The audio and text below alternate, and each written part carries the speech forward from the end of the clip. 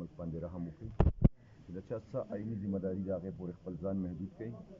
زموږ مطالبات ساده ده چې په دې ملک کې صاف سوتره انتخابات وکړي چې قوم چاته منډیټ ورکړي، چاته اختیار ورکړي، هغې له پکار ده چې حکومت او اقتدار هغې ته ټرانسفر شي او بیا ټولې ریاستي ادارې د هغې لاندې کار کوي.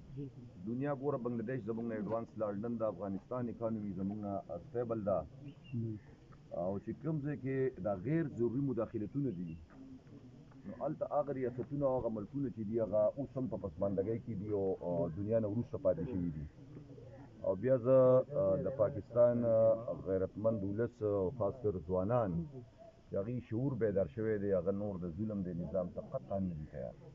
انشاءالله دا تیارې به ختمیږي، دې ملک کې به حقیقي ازادي هم راځي، دې ملک کې به حقیقي خوشحالي هم راځي. او زه د باجوړ چې کوم د پاکستان تحریک انصاف لیډرشپ دی، انورزیب خان، ګلظفر خان، ګلداد خان، اجمل خان چیرمین صاحب که زما د چا نوم رانه هېر شوي یاد نه راځي په هغې معذرت کوم، خو چې تحریک انصاف څومره قیادت دی، تنظیمي عهدهدار دي، یو طاهر صاحب د هغې شکر ګزار یم، د عام ولس شکر ګزار یم. او انشاءالله چې ژوند دي که خیري ملاقاتونه به کوو. ډېر ښکلی وخت مو تېر کړو، ډېر ښه وخت مو تېر کړو. ډېره مننه، ډېره مهرباني.